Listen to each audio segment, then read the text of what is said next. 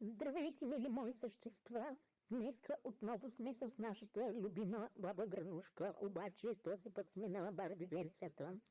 Тук ще те призова с вазата и с картините, както си е по традиция. И ето я нашата любима бабунка, която този път е малко по-красива, с розова рокля.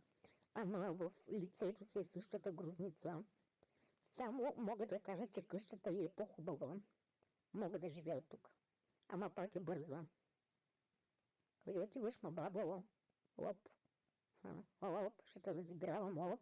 Лоп. Майко, много си просто.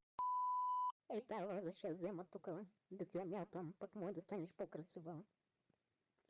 Тук много лилаво. Не. Само не на мен тия пак номера. Бре, ти ще си стоиш там, аз ще ти троша къщата. Оправяй се сама. Тук скрила ли си ми нещо? Не. Много ти скучна къщата, нищо не си ми скрила. Идваш ли? Не. Как може си толкова проста?